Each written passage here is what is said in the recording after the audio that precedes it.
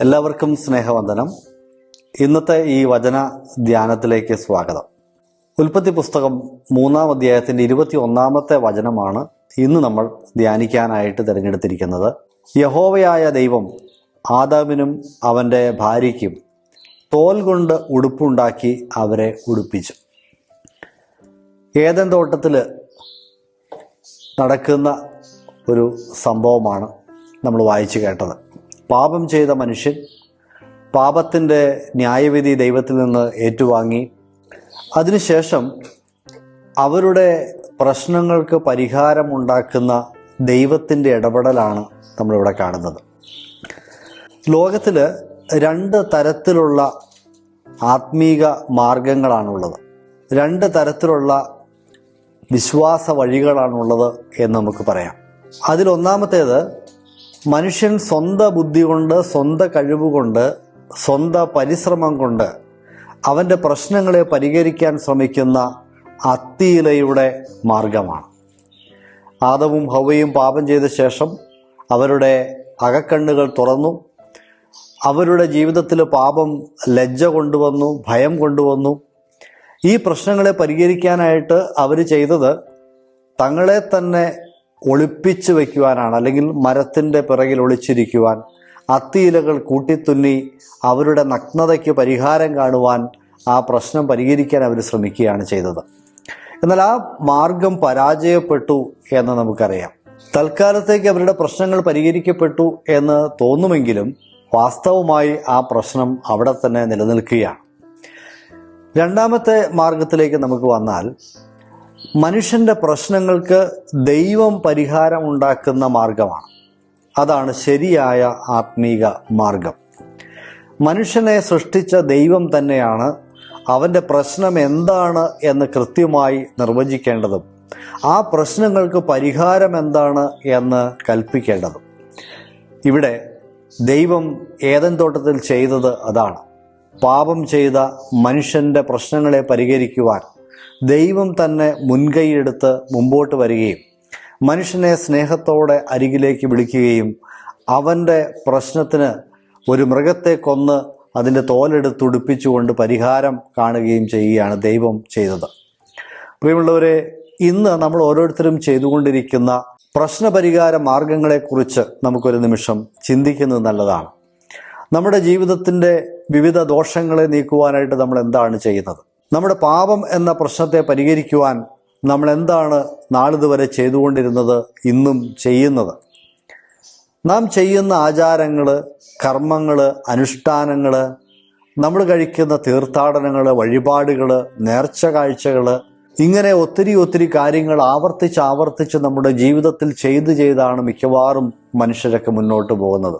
നമ്മളും ഒരുപക്ഷെ അങ്ങനെയൊക്കെ ആയിരിക്കാം മുന്നോട്ട് പോകുന്നത്. എന്നാൽ പ്രിയമുള്ളവരെ, ഞാനൊന്ന് ചോദിക്കട്ടെ, നമ്മൾ ചെയ്യുന്ന ഈ ആചാരാനുഷ്ഠാനങ്ങൾ, ഈ കർമ്മങ്ങൾ, ഇവയിൽ എത്രയെണ്ണം ദൈവം പറഞ്ഞിട്ട് നാം ചെയ്യുന്നതാണ്? ഇത് നാം ചിന്തിക്കാതെ പോകരുത്. ഇന്ന് ലോകത്തിലെ മതങ്ങളിൽ കാണുന്ന അനവധിയായ ആചാര അനുഷ്ഠാനങ്ങളും തീർത്ഥാടന കർമ്മങ്ങളുമൊക്കെ മനുഷ്യൻ്റെ ബുദ്ധിയിൽ ഉദയം ചെയ്ത ആശയങ്ങളാണ്. ദൈവത്തിന് ഇങ്ങനെ ചെയ്താൽ പ്രസാദമാകുമായിരിക്കും എന്ന ചിന്തയിൽ നിന്ന്, മനുഷ്യനെ പ്രസാദിപ്പിക്കുന്ന കാര്യങ്ങൾ ദൈവത്തെയും പ്രസാദിപ്പിക്കും എന്ന ചിന്തയിൽ നിന്ന് ഉരുവെടുത്ത ആചാരാനുഷ്ഠാനങ്ങളാണ് ഭൂരിപക്ഷവും എന്ന് പറയാനായിട്ട് ഞാൻ അല്പം ധൈര്യം കാണിക്കുകയാണ്. പ്രിയമുള്ളവരെ, പാപങ്ങളുടെ പരിഹാരത്തിന് വേണ്ടി എന്താണ് നാം ചെയ്തുകൊണ്ടിരിക്കുന്നത്? ഈ കാര്യങ്ങൾ വാസ്തവത്തിൽ നമ്മളോട് ചെയ്യുവാൻ പറഞ്ഞതാരാണ്? മിക്കവാറും കാര്യങ്ങളൊക്കെ പാരമ്പര്യമായി തലമുറ കൈമാറി നമ്മുടെ പിതാക്കന്മാരും പൂർവികന്മാരായ ഗുരുക്കന്മാരും ഒക്കെ പറഞ്ഞതനുസരിച്ച് നാം ചെയ്തുകൊണ്ടിരിക്കുകയാണ്. അതിനൊന്നും നമ്മൾ ചോദ്യം ചെയ്യാറില്ല. ഇതൊക്കെ ഫലപ്രദമാണോ, വാസ്തവത്തിൽ എൻ്റെ പ്രശ്നങ്ങൾക്ക് ഇതൊക്കെ പരിഹാരമാണോ എന്ന് നമ്മൾ ആരും ചോദിക്കാറില്ല. എന്നാൽ ചോദിക്കുന്നത് നല്ലതാണ്. പാരമ്പര്യങ്ങൾ കൊണ്ട്, ആചാരാനുഷ്ഠാനങ്ങൾ കൊണ്ട് മനുഷ്യവർഗത്തിൻ്റെ പാപങ്ങളെ കഴുകിക്കളയുവാനായിട്ട് സാധിക്കുകയില്ല എന്ന് തിരുവെഴുത്തുകൾ വ്യക്തമാക്കുന്നു. നമ്മളിവിടെ വായിച്ച ഈ വേദഭാഗം നമ്മളോട് സംസാരിക്കുന്ന വിഷയം ഇതാണ്. ആദമിൻ്റെയും ഹവ്വയുടെയും പ്രശ്നങ്ങൾക്ക് പരിഹാരം കാണുവാൻ അവരെ കൊണ്ട് കഴിയുകയില്ല. ദൈവം ചില കാര്യങ്ങൾ ചെയ്യേണ്ടിയിരിക്കുന്നു. നമ്മൾ ചിന്തിച്ചതുപോലെ മനുഷ്യൻ്റെ പാപങ്ങളുടെ പരിഹാരം രക്തം ചിന്തിയുള്ള യാഗമാണ്. രക്തത്തിൽ ജീവൻ ദൈവം വെച്ചിരിക്കുന്നു. പാപങ്ങൾക്ക് പരിഹാരമാകുവാൻ ആ ജീവരക്തം ഒഴുക്കപ്പെടണം എന്നുള്ള ദൈവത്തിൻ്റെ മാറ്റമില്ലാത്ത പ്രമാണം, ആ കൽപ്പന നൽകുന്നതിന് മുമ്പ് തന്നെ, മോശയിലൂടെ ന്യായപ്രമാണത്തിൻ്റെ ഭാഗമായി അങ്ങനെ ഒരു കൽപ്പന നൽകുന്നതിന് മുമ്പ് തന്നെ ഇതാണ് ദൈവത്തിൻ്റെ പരിപാടി എന്ന ദൈവം സ്വന്തം കൈകൾ കൊണ്ട് ചെയ്ത് മനുഷ്യന് ഉദാഹരണം കാണിക്കുകയാണ്, മാതൃക കാണിക്കുകയാണ്. പാപം ചെയ്ത ആദാമിനും അവയ്ക്കും പകരം ഒരു മൃഗം അവിടെ അറുക്കപ്പെടുന്നു, കൊല്ലപ്പെടുന്നു. അതിൻ്റെ തോലെടുത്ത് ദൈവം മനുഷ്യനെ ഉടുപ്പിക്കുന്നു. പിന്നീട് തിരുവെഴുത്തുകൾ മുന്നോട്ട് വായിക്കുമ്പോൾ നമുക്കറിയാം, ലോകാരംഭം മുതൽ അറുക്കപ്പെട്ട കുഞ്ഞാട് എന്ന് ക്രിസ്തുവിനെ കുറിച്ച് പറയുന്നുണ്ട്.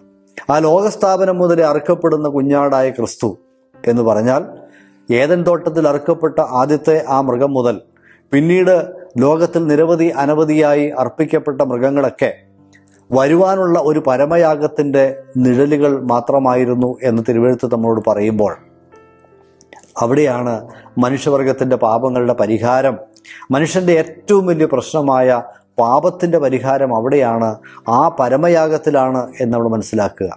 എബ്രായർക്ക് എഴുതിയ ലേഖനത്തിൻ്റെ 10-ാമത്തെ അധ്യായം അതിൻ്റെ 1 മുതലുള്ള വാക്യങ്ങൾ വായിക്കുമ്പോൾ അവിടെ ദൈവത്തിൻ്റെ പരിശുദ്ധാത്മാവ് വളരെ വ്യക്തമായി രേഖപ്പെടുത്തി വച്ചിരിക്കുകയാണ്.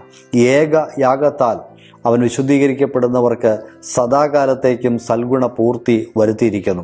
മനുഷ്യൻ ആവർത്തിച്ച് കഴിക്കുന്ന യാഗങ്ങൾ കൊണ്ട്, വഴിപാടുകൾ കൊണ്ട്, നേർച്ച കാഴ്ചകൾ കൊണ്ട് പാപങ്ങൾക്ക് പരിഹാരം വരുത്തുവാൻ കഴിവില്ലാത്തതിനാൽ ദൈവം തൻ്റെ പുത്രനെ ഒരു ശരീരമെടുത്ത് ഈ ഭൂമിയിലേക്ക് അയക്കുകയാണ്. അതെ, യേശുക്രിസ്തുവിൻ്റെ കാൽവരി ക്രൂശിലെ പാപപരിഹാര യാഗം, ദൈവകുഞ്ഞാടായ ക്രിസ്തുവിൻ്റെ പാപപരിഹാര ബലി, എനിക്കും നിങ്ങൾക്കും പകരമായി കർത്താവായ യേശുക്രിസ്തു ക്രൂശിൽ യാഗമായി അർപ്പിച്ച ആ പാപപരിഹാരമാണ് നമ്മുടെ പാപങ്ങളുടെ പരിഹാരം. പ്രിയമുള്ളവരെ, മനുഷ്യൻ ഉണ്ടാക്കിയ, മനുഷ്യൻ്റെ മാർഗത്തിലൂടെ മുമ്പോട്ട് പോകുന്ന ആ അത്തിയിലയുടെ മാർഗത്തിലാണ് നിങ്ങളുടെ വിശ്വാസ ജീവിതം മുന്നോട്ട് പോകുന്നതെങ്കിൽ അത് വ്യർത്ഥമാണ്. നമ്മുടെ ഒരു പ്രശ്നങ്ങളും അത് പരിഹരിക്കാനായിട്ട് പോകുന്നില്ല. മറിച്ച് ദൈവം നിർദ്ദേശിച്ച ദൈവത്തിൻ്റെ വഴിയിലൂടെ, ദൈവം തന്നെ നമ്മുടെ പ്രശ്നങ്ങൾക്ക് പരിഹാരം കാണുന്ന ആ യഥാർത്ഥ ആത്മീകതയുടെ വഴിയിലൂടെയാണ് നമ്മൾ യാത്ര ചെയ്യുന്നതെങ്കിൽ നമ്മുടെ ജീവിതങ്ങൾ ധന്യമാകുമെന്നുള്ള കാര്യത്തിന് സംശയമില്ല. ദൈവം നമ്മളെ അനുഗ്രഹിക്കുമാറാകട്ടെ. എല്ലാവർക്കും നല്ലൊരു ദിവസം ആശംസിക്കുന്നു.